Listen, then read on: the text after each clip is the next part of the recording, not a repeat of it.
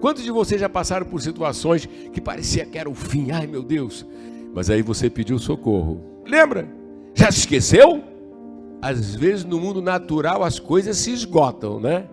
Mas no céu não se esgotou, não. Aguenta aí, meu irmão, porque aquilo que teus olhos não viram, teus ouvidos não ouviram, nem subiu à tua mente, é o que Deus preparou. É muito além. Se você comemorou aquela bênção naquela situação tão difícil, você já sorriu tanto, você prepare, porque a aprovação agora foi maior. E quando a aprovação é maior, a promoção vai ser maior. Deus está preparando algo muito grande para a nossa igreja, para cada membro da igreja. Passe por essa prova agora. Passe por esse teste.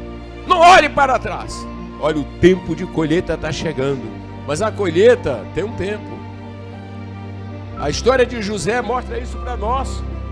Mostra que primeiro ele passou pela cisterna, passou pelo abandono, depois foi trabalhar como escravo, depois foi caluniado, foi para a prisão. Mas o que é que Deus tinha planejado? Era aquela prisão? Era ficar naquela prisão? Não, Deus não mudou.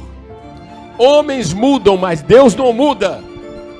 Talvez você já se decepcionou com muita gente que você já conheceu. Alguém que você dizia, fulano podia me ajudar. Mas aí você está errado, quem tem que te ajudar é Deus. Enquanto você não aprender a depender de Deus, retarda a bênção. Ele está esperando você parar com isso, de esperar adiar, que você achava que alguém tinha que fazer. Para com isso. Deus quer fazer. Ninguém pode fazer o que Deus diz que quer fazer por você. A gente entra no nosso quarto, fechamos a nossa porta e dizemos, Pai nosso, que está nos céus. Está falando com aquele que criou os céus, a terra, o mar, o universo. Você se lembra do profeta Elias? Quando ele estava sendo perseguido e não tinha o que comer, ele ia esperar o quê? De quem? Deus mandou